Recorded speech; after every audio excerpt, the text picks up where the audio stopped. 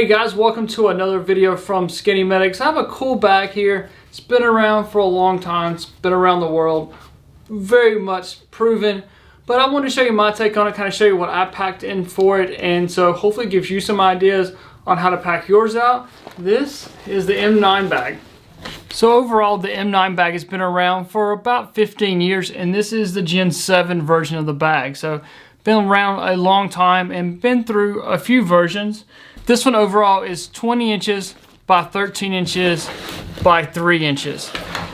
You have a hook and loop section here that you could put some identification pouch on. You have some MOLLE that if you wanted to put an outside pouch here, you could. I don't necessarily like running anything on the outside of my bag here. Maybe if I need to put a water bottle or something like that, I can attach it here. A little bit of stuff on the outside here. And then on the back, you have these straps. Now, it comes with the non-padded straps. I switched mine out because there are times where I'm not wearing body armor and I'm carrying this backpack. Like for large events, stuff like that. I mean, I'm not necessarily wearing body armor, so I'm just wearing this as a backpack, so the shoulder straps are nice. I wore this backpack recently for about 8 hours all day, and it felt comfortable throughout the entire day. It was hot out there, so I felt comfortable with this material on my back as well. It was a nice day to have this pack on. All right, so we'll start here with the bottom of the bag here. You do have two straps that come across here, so you could put something extra like a soft litter, things like that.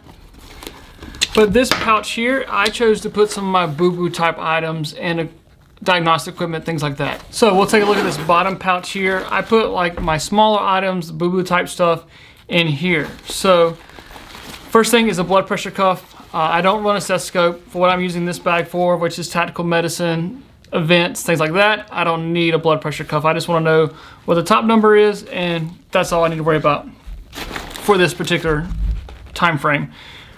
Did use a pulse ox in here. Instead of a SAM splint, I chose to go with a Rise splint. This is new from TacMed Solutions. I think it's smaller than your typical SAM splint, and it does more things. So I can use a splint, pelvic binder, things like that. So I really like this, so I've added it to my kit here.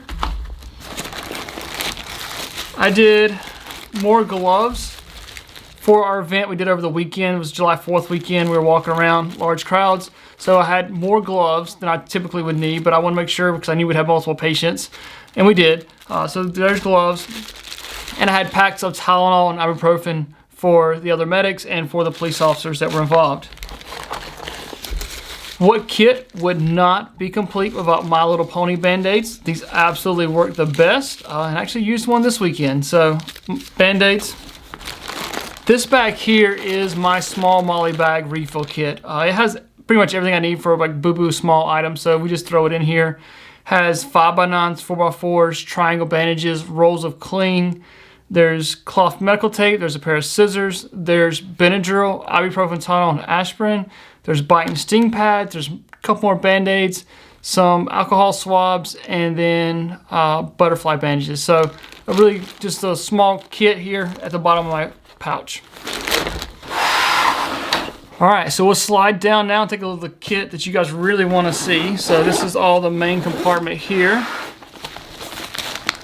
Clamshells open. So here we have our Blizzard blankets. They didn't have a good spot for them, so we just laid them here on top. Here is my medications that I carry. So I have oral glucose for diabetics. We have Narcan, overdoses, heroin, Epi for anaphylaxis, and then Zofran, let's see, there's Benadryl. So we have Epi that we can give. We can get Benadryl, and then 2 things of Zofran for vomiting. Pair of trauma shears right here. Now, all of these individual pouches right here will come out. So we labeled them. That way, I could tell someone to pull out the IV bag, pull out the respiratory bag, you pull it out, it's Velcroed in nicely, so we can move these around where the patient's at and help treat them more efficiently. Now I did put some tape on here to kind of label which every bag contained. And you can see there's a method behind here. So we have bleeding airway, respiratory, IV supplies. So March algorithm is being followed down through here. You have little bungee cords here. You can tighten these bags down if you'd like to. They do have the red zipper pulls, which makes it nice that you can see this is a black bag. So having something bright colored you can move open, things like that. Here's a little roll of the gecko tape that we use to label these things. This tape right here is awesome.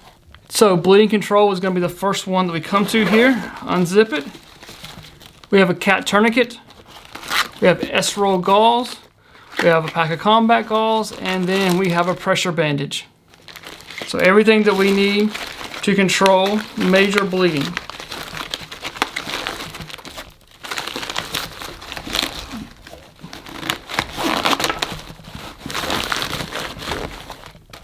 Then move down to the airway bag here. Have the NAR tactical suction. You can clear someone's airway.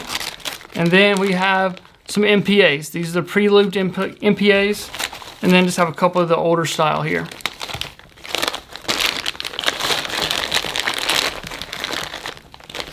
Then we'll move down to the respiratory bag here. I use the pocket BVM because normally the BVMs that come on the ambulance are just massive. You wouldn't have any room in this bag for them. So we use the pocket BVM here. 2 pleural decompression needles. And then a pack of the hyphen chest seals.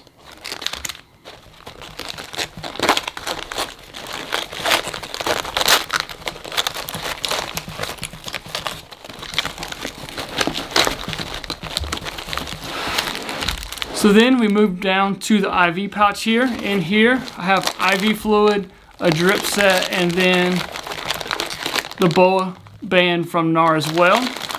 So IV fluid, drip set. Here is just a small miscellaneous pouch. I have some extra gloves, I have my Sharpie, have a few more Band-Aids, some eye shields, things like that. Nothing, just kind of my miscellaneous pouch here. You do see a zipper running right through here.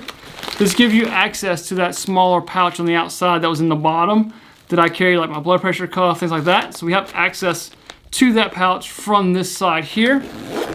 Then we go down to the lid here. So you have an admin pouch. This is where I chose to do my needles. So needles for starting IVs here. Have a flush, have my tape down, extension set, and then have my needles here for my medication administrations. Then we get to the very top pouch here. This is where I keep my crike kit. So this is an extra tube for the crike.